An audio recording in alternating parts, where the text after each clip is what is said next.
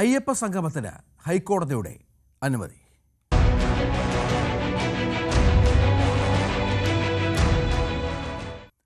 ആഗോള അയ്യപ്പ സംഗമം നടത്താൻ ഹൈക്കോടതിയുടെ അനുമതി. സംഗമം ശബരിമലയുടെ പവിത്രതയെ ബാധിക്കരുതെന്നാണ് ഹൈക്കോടതിയുടെ നിർദ്ദേശം. പമ്പയുടെ പരിശുദ്ധി കാക്കണം, വരവ് ചെലവ് കണക്കുകൾ സുതാര്യമാക്കണമെന്നും കോടതി ആവശ്യപ്പെട്ടു.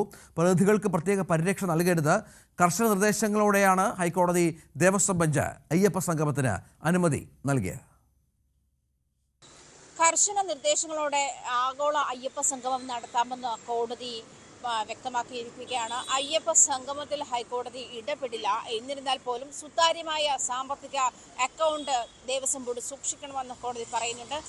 പ്രത്യേകിച്ചും ക്ഷണിതാക്കൾക്ക് പ്രത്യേക പരിഗണന നൽകേണ്ടതില്ല. സാധാരണ വിശ്വാസി സമൂഹത്തിന് നൽകുന്ന പരിഗണന മാത്രം നൽകിയാൽ മതി എന്നും കോടതി നിർദ്ദേശിക്കുകയുണ്ടായി. മറ്റൊരു പ്രത്യേക കാര്യം കോടതി ചൂണ്ടിക്കാട്ടിയത് പുണ്യം പുങ്കാവനമായി കരുതിപ്പോകുന്ന ശബരിമലയുടെ പാരിസ്ഥിതിയെ ബാധിക്കുന്ന തരത്തിലുള്ള, അല്ലെങ്കിൽ ശബരിമലയ്ക്ക് പാരിസ്ഥിതിക ഹാനി ഉണ്ടാക്കുന്ന തരത്തിലുള്ള ഒരു തരത്തിലുള്ള വസ്തുക്കളും ഉപയോഗിക്കാൻ പാടില്ല എന്നുള്ള കാര്യത്തിൽ വ്യക്തത വേണം.